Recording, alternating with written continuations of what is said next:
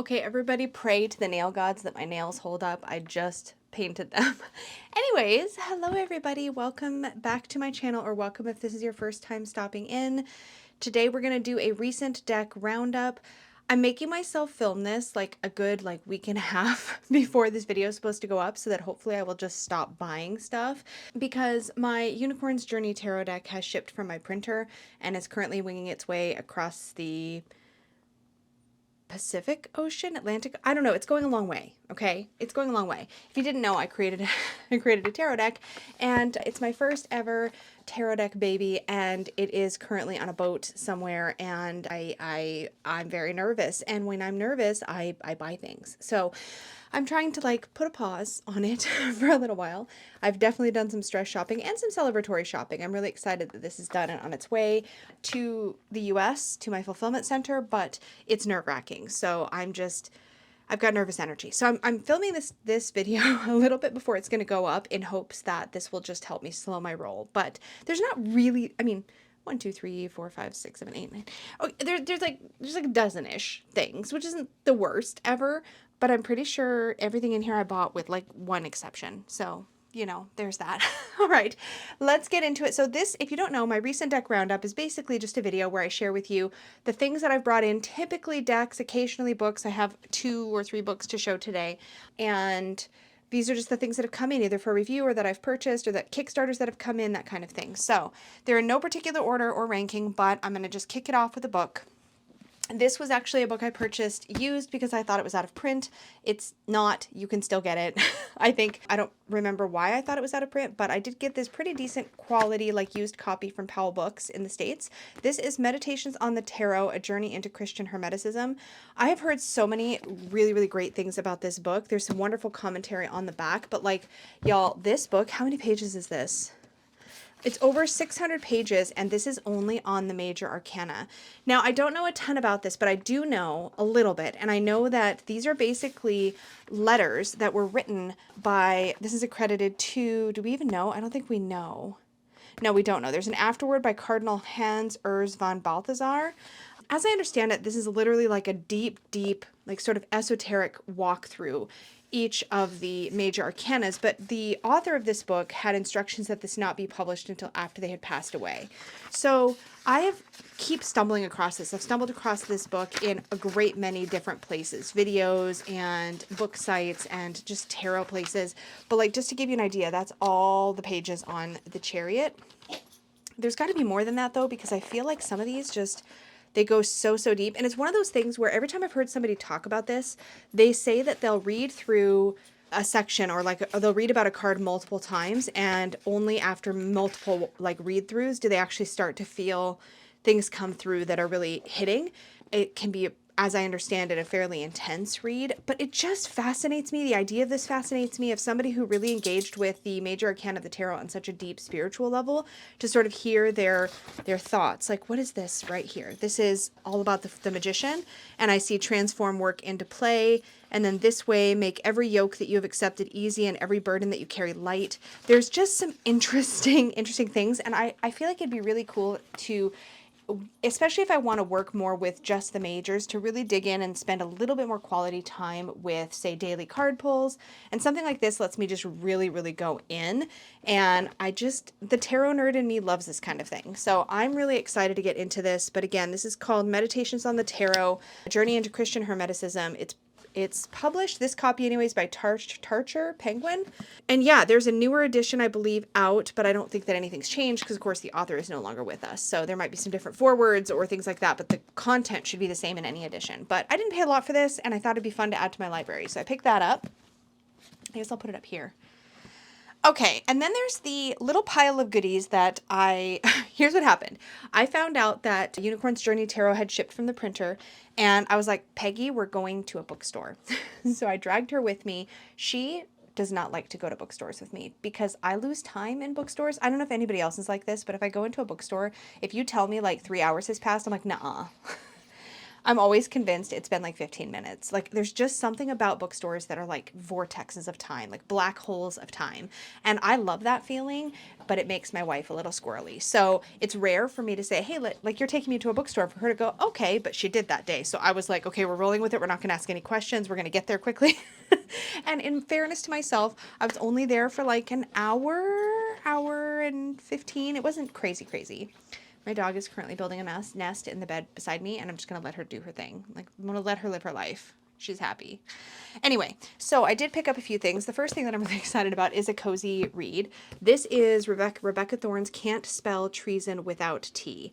I almost bought this multiple times. Look at it's got colored edges. I've noticed that a lot of times physical copies of books these days have colored edges. When I finished reading Legends and Lattes for the first time, this was one that came up again and again as a potential cozy fantasy to dip into for people who liked Legends and Lattes. So I'm really hopeful about this. I do think this might be a lesbian romance. I'm pretty sure it says two women discover just what they mean to each other in the world. I'm like, okay, that's promising.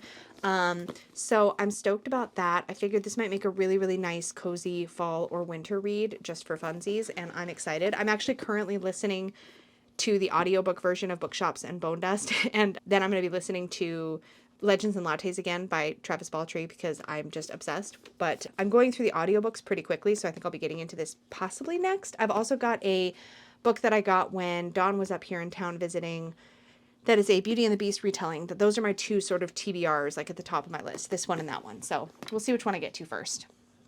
And then I also, listen, I haven't had any time to crochet, but I had to pick this up. This is the Unicorns and Dragons and More Fantasy Amigurumi crochet book. I got this because I just freaking love the designs. Like there is, oh my God, look at the fluffy, is this a griffin? Gosh, what is this again? I always forget what they're called. Chimera. This is a chimera, and look how fluffy. There's a chimera. There is a little goblin. Nope, troll. There's a fairy like doll that I thought this would be really cute for like, oh, so cute. She's got a little unicorn headband. Like, hello. These are kind of advanced for me. There's a little wizard, but I thought this would be like kind of one of those things that I could aspire to.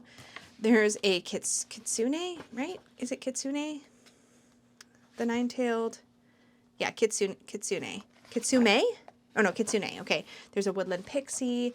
There's a little Grim Reaper. There's just like a random bunny. Oh no, this is a jackalope. That's right. It's a jackalope. So they're all fantasy creatures.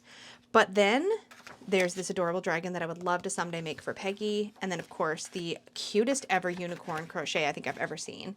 For an amigurumi, she's adorable. And then there's even this guy. Like, I literally like every single design in the book. So I'm like, if I'm going to level up my amigurumi, I feel like this one would be really great. There's also all these QR codes, and I don't know. No, it's just a gallery. Okay, I was kind of hoping there'd be video. Yeah, there's video tutorials in the instructionals, which is great, but for like the different stitches.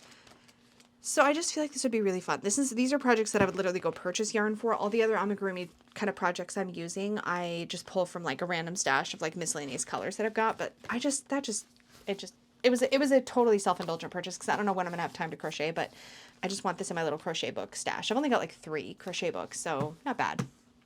And then I got the Spoopy Tarot. Y'all, okay, I have a whole story with this artist. This is Amy Neely.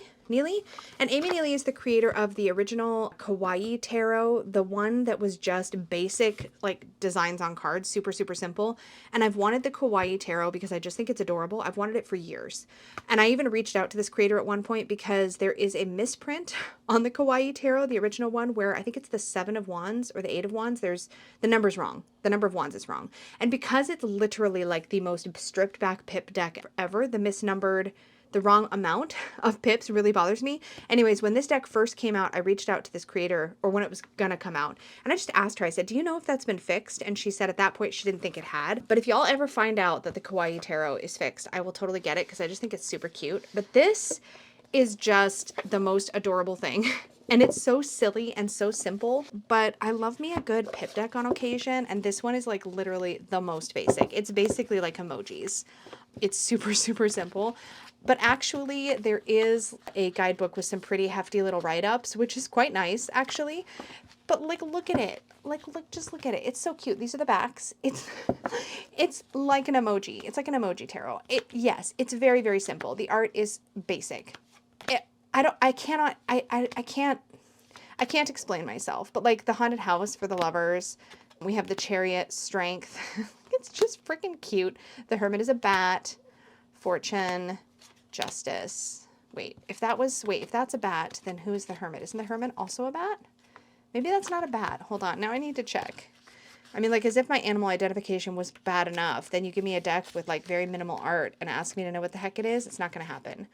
The fool meets a werewolf. Wait. That's a werewolf. Really? I mean, I'll take their word for it. That doesn't look like a werewolf to me. Maybe it's the colors. I don't know. Let me know what you think. And if you have this, if you are like me and you just couldn't resist because it's just too stinking adorable, let me know. Like the cauldron, like night instead of the moon and full moon instead of the sun. Because of course we have like sort of the obscurity and the clarity. It bugs me there's no E in judgment. I know they're both valid spellings. It's a thing. Anyways, and then so for our suits, we have for the wands, we have these like candies, basically, which is so cute.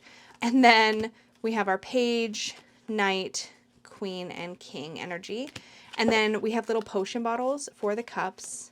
And like, actually, they're pretty good, right? Like, they're not totally lazy. Like, we have the one spilled, you know, we have like almost like the little box of memory potions, I guess, the selection. You can make a case for these not being entirely too basic. I'm just trying to justify my purchases, y'all. And then for swords, we have skulls, bones. I mean, sorry, not skulls, bones. Look at the guillotine for the 10. I think that's great. And then for the pentacles, we have eyeballs. Like, it's great. It's great. I just think it's really, really cute. So I'm going to be using this in October, but which is obviously when you're watching this, I think I'm going to be using this the last week or one of the last weeks of October just for fun. And this will probably show up in my member readings because I think that's part of why it was easy for me to talk myself into this, because in my monthly member readings I do for my Magical Unicorn and Up tiers, I always want to pull in a pip deck. And so for Spooky Month, it just feels fun to have a Halloween flavored, super simple pip deck to pull in. Okay, I cannot remember who to credit for this next combo of decks because it really is a set, but somebody posted, I think it was in the Supportive Tarot Facebook group, it must have been, about this combination of decks by the same artist. So I'm pretty sure I covered each of these individually, and in fact I'm pretty sure Earth Song Oracle, Danny and I covered together on Hot Takes. I can't remember if we both covered Earth Woman or if it was just me before Danny started joining me for those videos, but I'm pretty sure I've covered both of these individually, and individually they didn't necessarily immediately grab me, but somebody posted a picture showing these two decks together and I was like, oh my gosh. And then I went and looked and I'm like, sure enough, they are by the same artist, which I think this person mentioned in their post, Tarn Ellis and Tarn Ellis. But what's fascinating to me, I'm pretty sure these came out around the same time. The Earth Woman Tarot is Lo Scarabeo and the Earth Song Oracle is Rockpool. And what's even more interesting or fascinating to me is both publishers, I'm assuming independent of one another, decided to put out the decks in this kind of like slightly linen finished kind of feeling box. It's weird. Anyways, but let me show you these because together they're really, really pretty. And I've been really drawn to these kind of earthy, feminine decks lately. They've just really been coinciding beautifully with my practice. Now, the only thing I'll say about this art style, at least in the Earth Woman Tarot, is that the characters don't have faces. But actually the English write-ups in this guidebook are pretty substantial, so we're not getting shortchanged that way. And then the Oracle has this beautiful like chocolate copper, I don't know, cherry bronze gilding. I've already like managed to chip it, I think, just pulling it out of its plastic, or do I just have one where the gilding didn't go all the way? I think I have one where that just didn't get gilded, it looks like. Or it already chipped, which is weird. I don't really care. It's not that big of a deal. But anyway, so this is the vibe of the Oracle. So still faceless. But what I especially love about the Oracle, and I think the thing that ended up catching my attention, is that these are all different names for parts of the earth. So we have river, wildflower, lotus, aspects of nature. And in each, there is a sort of feminine figure that embodies that part of nature. And this really aligns with how I view Divine Feminine, especially lately in my spiritual journey. I've been really exploring the idea of the Divine Feminine as the experience of being in the earth, being of nature. And this just aligns with that idea so beautifully, the way that it's visually depicted. And then also this has titles, but then there's also sub keywords and a sub message. So here, for example, we have root, and it also has 3 keywords: grounding, stability, and motionless. But then underneath that, a message. So it says nurture your foundation and support system. So I thought this would actually be really beautiful for my bedtime practice potentially. I'm not entirely sure where all I'm going to put this, but it has this very like grounded, rooted, earthy, obviously earthy feel. And I'm just really kind of obsessed with it. And normally I don't love decks that are too limited in the color palette, too muted, and this just totally scratches that itch, or not scratches that itch, but fits that aesthetic. And that, again, not normally my aesthetic. What is happening with this one card? Are we, what is happening? Do we have actually uneven cards? Do I have an uneven cut? What is going on? Am I crazy? Legitimately, what is happening? I did not notice this when I first got this. Okay, hold on. Oh my gosh, there's like one card that is completely a different size. Hold on. Yep, there it is. It's just, I may have to trim this because look at this one card is like bigger than the others. And then I also have that one that's chipped. Like, what the heck? I've never had that happen before, but this is clearly a different size. Let me just show you so you can see. It's only like by maybe like a millimeter. See that? It's longer. That's weird. It doesn't seem to be... It's just the height. Okay, you probably don't care, but that just really stood out. That's going to be annoying for my card pulls. I'm not sure what to do about that. I'm not sure what to do about that. Have you ever gotten a rock pull deck like that? Let me know. Or any manufacturer's deck. I really like this gilding, so I don't necessarily want to trim it, but I could trim it. Maybe I could just slightly trim the one bad card, but then I'm going to have even more of a glaring spot where there's no... Wait. Yeah, where there's no gilding. Yeah, it's that... Is it the serpent card that's doing it? Yeah, it's the serpent card. Yeah, it stands out like a bit like a sore thumb when I'm holding the cards. But I wonder if I'm going to actually, like, notice that when I'm actually shuffling it. Probably. I don't know. I don't know. I'll agonize about that later. So that's the vibe of that one. And then the Earth Woman Tarot is just so pretty. And this is low scarabeo, but it's matte cardstock. This would be a fun one to do a full walkthrough of. So if that's something you want to see, let me know. Bit of a spoiler alert, or not spoiler alert, but just a tip in these recent deck roundups. If you see me talk about a deck and you want me to do a full walkthrough, definitely let me know. Loved this 9 of Cups. It's a card I tend to look for or look at. Oh, I love that 10 of Cups so much. Here's the 6 of Pentacles, King of Pentacles, 8 of Wands, 2 of Swords, 3 of Swords. Look at that. It's not just a heart with some swords in it. Love it. There's a little bit more going on. Oh, the art is just so pretty. I really thought the facelessness of it was going to really bother me, but like, look at these face down next to each other. Like, their tones definitely do align. Yeah, I'm not sure what to do about that one misprinted card in here, or miscut card. I don't know, man. I have to think about that, but these are really, really beautiful, and I'm kind of excited to work with them together and see, but I think I might want to do a walkthrough of this. But anyway, let me know in the comments down below if you want to see that. I think this would be a really fun one to sort of explore, take my time on. But yeah, I purchased that and this after somebody posted about it in the Supportive Tarot group, and I was like, oh my gosh, that's such a cool set. And there's something about these like sets where we've got the same artist. It's just really appealing. All right, now also, back when Dawn came to visit, we had found this deck in a local bookstore. This is the Coloring Tarot. I never picked it up, but I did go ahead and scoop it up on Amazon not that long ago. When we saw it in the bookstore, they only had a demo copy. They didn't have any printed, like, wrapped copies, and unfortunately with something like this, unless you sit down and organize all the cards and check that they're all there, I just didn't want to do that. Now this is by, who is this? RP Studio, and they tend to do these boxes that open up like this and then have the little guidebook slide in like a sleeve thingy like that. And this guidebook is not, again, insubstantial. There's like a lot going on in here. This is all in English, so you get a lot going on. But what attracts me to this, we'll see if I actually get around to it. They give you some sample color palettes, but I will never color the backs because there's no way I want to color the same picture 78 times. Like, that's not happening. So I'll probably leave the backs alone. But the cardstock is uncoated, feels uncoated, feels perfectly matte. And it's not just a Rider-Waite-Smith clone, right? Here we have like the Two-Faced Aspect and the Magician. We have this High Priestess. These are not Pamela Coleman Smith's drawings, and they follow the Rider-Waite-Smith composition, kind of. Like, we can see the Rider-Waite-Smith in it. It's clearly Rider-Waite-Smith based. Like, that one's very Rider-Waite-Smith. But it kind of also does its own thing in places.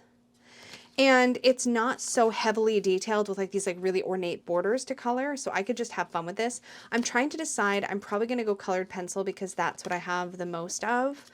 And I'm more used to that medium. But part of me is like, man, coloring this in marker might be really fun.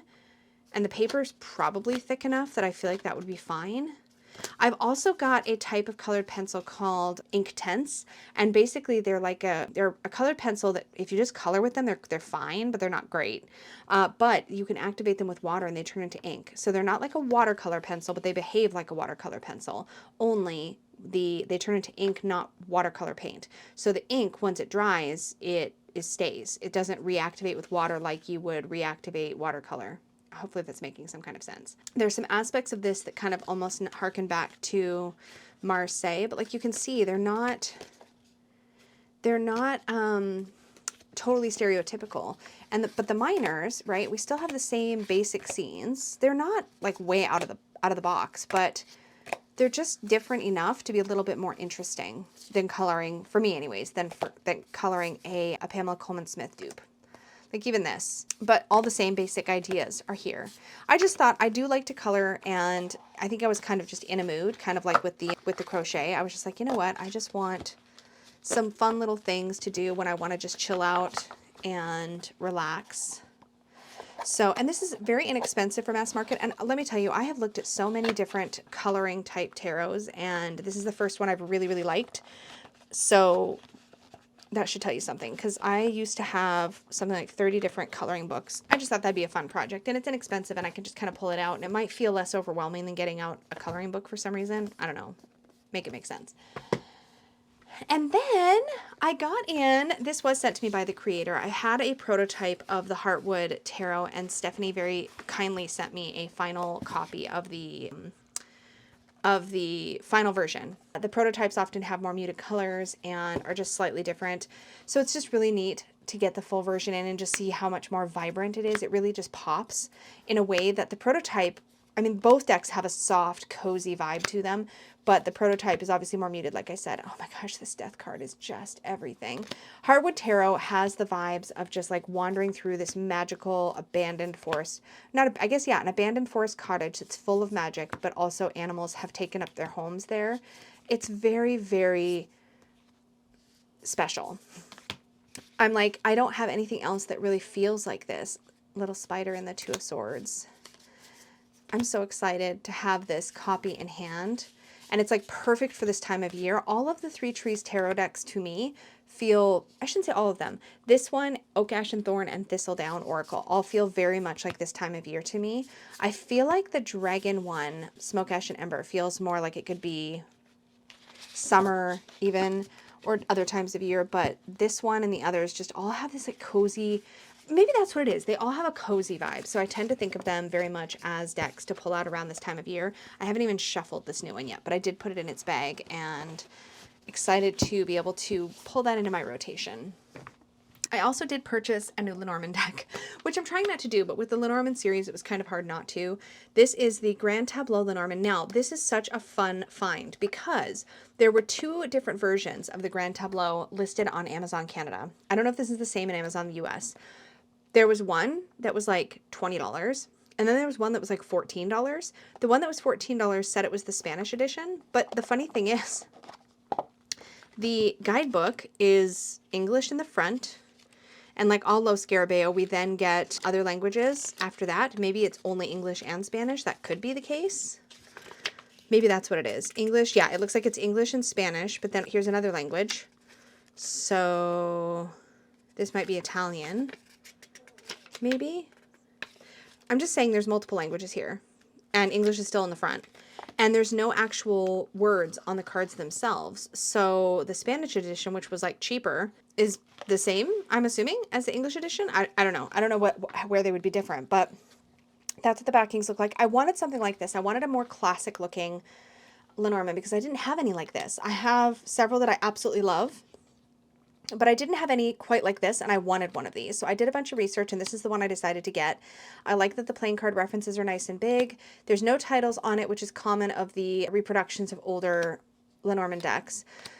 But the numbers are big and bold, the playing card associations are big and bold, and it's very, very easy to know what cards you're looking at. So birds, child, fox, bear, stars. It's just really, really easy. Crane, or stork, sorry. I don't know why I do that with animals, but anyways, dog, tower, park, or garden. Mountain, paths, or crossroad, mice, heart, ring, book, letter, man, woman, lily, sun, moon, key, fish, anchor, and cross. Just a really, really basic classic Lenormand. And this is such a nice size. So for reference, I'll just pull out a UJT card so you can see. I'm pretty sure these are bridge size. So that's their size. Just the perfect size, like just a classic little Lenormand. And it came just like this. No big extra book, nothing like, yeah, it just came just like this. It's perfect. So that is the Grand Tableau Lenormand. So I picked that up. Fun find, very inexpensive. Glad I got it. I need to put the book on top because these are, the book's kind of lopsided. Anyway, super portable too. Really cute little one. And the box itself has a bit of a linen texture to it too, which is fun. And then I picked up, oops. And then this one was not one I ever thought I would get, but I saw it. I don't remember where I saw it. And I was like, oh my God, I have to have it. This is the Horror Tarot, Todd Alcott's Horror Tarot. This is mass market, printed by, it says the UPG. I don't know who that, the Unemployed Philosophers Guild, Brooklyn, New York. This is actually really freaking cool. First of all, the box is designed to look very much like it's been sitting on a shelf and been beaten up, or if somebody pulled it out of their attic, which I think is really cool. I love this kind of thing. Funny enough, I probably won't end up keeping it in his box because that's just how I roll. But I just think it's really cool, to the point where like I keep feeling like it's like gonna, like the lid's gonna fall off because of how good this design is, where it looks like it's worn here. Anyway, so the Horror Tarot, the reason I got this, I mean, this is an inexpensive deck, and it feels inexpensive. It doesn't feel like it's on premium cardstock or anything. I'm gonna zoom it in so you can see it a little better. This is another one that might be fun to do a walkthrough of because there's a lot going on. But first of all, you get your little instruction book, and each tarot card write-up, instead of being like, here's what this tarot card means, it's literally describing the movie. So each one of these cards is made to look like a movie poster. And if you look at the movie posters closely, you'll see that there's actually meanings for the card right on the movie poster. You just have to kind of poke around at it with your eyes. That sounded weird, but you just have to wander around looking at it and you'll see. So here it says the Fool, take the next step. And then down here it says Horror Tarot presents Major Arcana card 0, the Fool, a symbol, this was really small, a symbol of enthusiastic innocence. You are beginning a vast journey in life, but you are not something. You're not afraid of the challenges before you because you live in the moment. That's a lot of information on the card. I mean, I can't read that without my reading glasses or a magnifier. I really had to squint. So I'm not trying to like say these are super convenient the way that they are, but the aesthetic is so fun. This is what the backs look like. I hate the backs. I hate that it's just the name over and over again. That's obnoxious. But anyway, but here it's like the magician, and up here it says he holds the power of all the elements in the palm of his hand. Now there's a whole bunch more if you want to get your magnifier out and read this like little tiny text, which might be literally fun to do. Here we have the High Priestess, Major Arcana, number 2. And so it just goes on like this the whole way through. And then when you get to the minors, they have, all the suits have a bit of a theme. So see how all of the wands have this kind of like, almost like comic book cover theme? And they all have a vibe and they say stuff like, here's the card number 7, Trapped, but who is the monster? Right? Here we have the Page of Wands, new ideas, new energy, limitless potential, free spirit. And there's even more in this little white text up here. Like, so if you really want to poke around in these, they just seem super fun. Here's the 6 of Cups, Horror Tarot, the 6 of Cups. And this has, again, up here, it just says Alcott Cups, 390 through 385. So again, these are meant to, I think, look like kind of like comic book kind of covers, I think, maybe. I don't know. Each one kind of has this faux vintage look about it.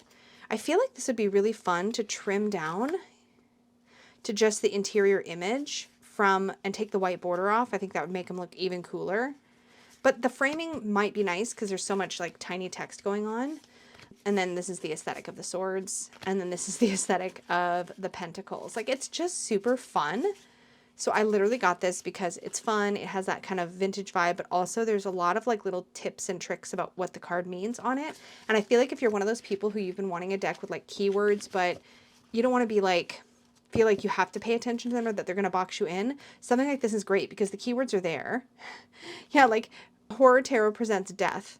This is the end and the beginning. Up top it says Major Arcana card number 13. Oh my God. The Tower. They were young, healthy, wealthy, beautiful, free, and in love until tonight. And then there's more stuff in the credits here that even is about the card. I mean, I just think it's really, really fun and clever. And I wanted it for spooky season. So I got it. That's what happened. That's how we roll. But yeah, the guidebook is literally written like, let me just grab one. 6 of Wands. Cheers of joy echo through the arena as an alien overlord brainwashes the masses into mindless obeisance. Perhaps you have also been celebrated recently. Perhaps you deserved it. Perhaps you will continue to rule, and perhaps a rowdy upstart in the crowd is preparing to take you down. Super fun. So that's the Horror Tarot. And then lastly, I have repurchased the Shadowland Tarot. Now, this is a deck that I rehomed some time ago. I am not a huge fan of the cardstock and the production value on the physical cards. I remember they hurt to shuffle. I've purchased this again though because it looks like at the time I'm filming this, we haven't got the final poll yet, but it looks like this one is going to be winning our vote for the next deck that the Magical Unicorns and Badass Unicorns are going to vote to study. Now, in my membership, all of the members can get access to study posts that I do up weekly, so we can all do the study together. And then Magical and Badass Unicorns get to vote on the deck, and then we also have a live stream for those tiers at the end of the deck study to sort of live discuss our time with it. So it looks like this one might win. So I just in an anticipatory way went ahead and just picked it up again so that I was ready for the study, because if it wins, I'm going to want to get our study posts ready to go.